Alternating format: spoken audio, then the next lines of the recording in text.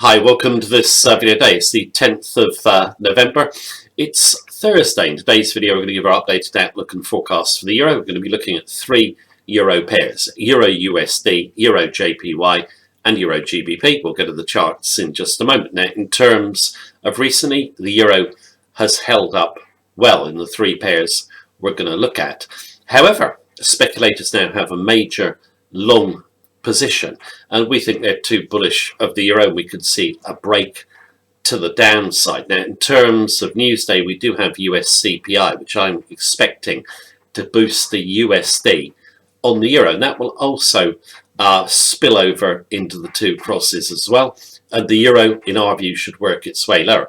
Explain the logic of our view and also the key technical levels we'll look at. We're going to go and do that right now. Just before we do so, though, if you want to learn our trading strategy, check out all our trading techniques, as well as see our daily technical sentiment analysis of 14 FX pairs. All you need to do, go to the link beneath this video and get live access to our member center. Now, we will end live access this month, so if you want to lock it in now, you can.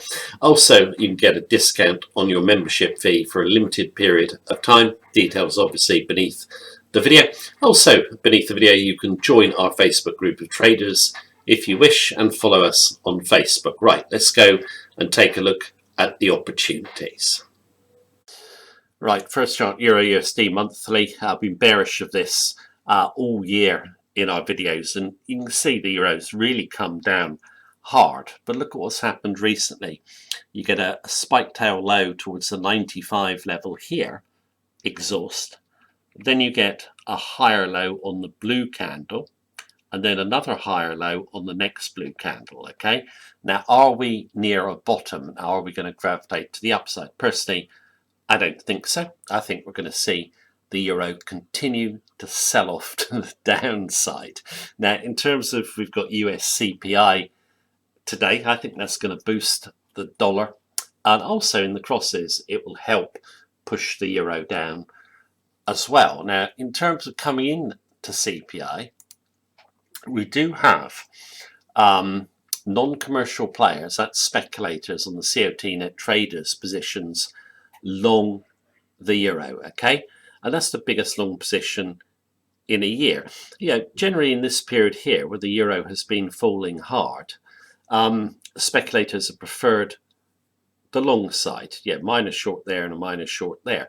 I think these speculators are going to get hit on stop. They're too bullish about the eurozone, and also they're looking for CPI to come in weak and hurt the dollar. Now, just in terms of CPI, we can see inflation really strong in the US, okay?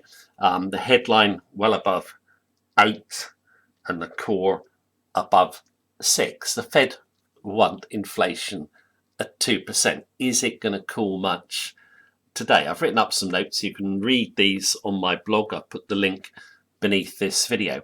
The forecast headline inflation 0.6 month on month against 0.4 for the previous month. And that's the core that the market is really looking for.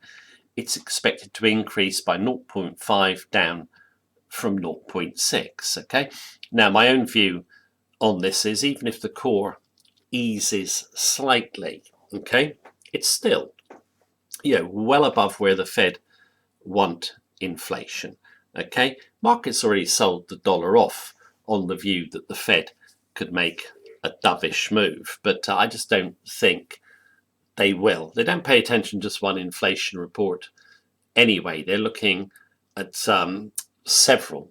They've made it clear they want several month-on-month decreases of significant amounts to change their hawkish view. And keep in mind that inflation data over the last few months has exceeded expectations. Okay, so the dollar's already sold off, so we're looking for it to pick up traction to the upside. I personally think inflation will be just above forecast. In terms of CPI, if we look at this chart here, this shows what the euro has been doing on recent CPI. 6 out of the last 10, the euro has fallen. You can see the arrows. And like I said, you can go and look at this on my blog. Now, in terms of the zone, market is kind of bullish, and they're looking at energy prices have fallen recently. I put this chart on my blog. It shows house storage levels will go down into winter. Okay, now prices are likely to spike. You cannot replace Russian gas quickly, so the energy shock will continue in Eurozone into next year. Market's looking for it to ease. It is not going to ease. Also, if we look at the Eurozone economy, PMI's leading indicators, they're all below 50. That indicates recession. Market generally not looking for a big recession in Eurozone. It's going to get one. The US economy is in far better shape. And in terms of this is the Euro current account. Okay, that means how much money Eurozone brings in, the dark blue line. Okay, the light blue line is Euro USD. The current account is going down. Why? Because Eurozone is spending out so much money on energy. So we're expecting this to continue. Current account to fall, Euro USD to fall with it. Okay, so there's a little bit of background. Now let's go and look at first pair Euro USD. Right, first chart is Euro USD. For anyone new to our videos, this is a chart from our member center. As you can see, it's pretty simple in terms of the technicals. So we can keep them simple because we've got a bias from the big fundamentals and sentiment beforehand. So we're only going to focus on big levels. Now we see these levels here as big. Okay, the two resistance levels. You get a big rally up here, double top down. Then the speculators come in and buy, and they try and take out first level resistance. And at the moment, they're failing. Okay. Now, in terms of our position, you can see it. We're in at the par level, and basically we're just at the par level.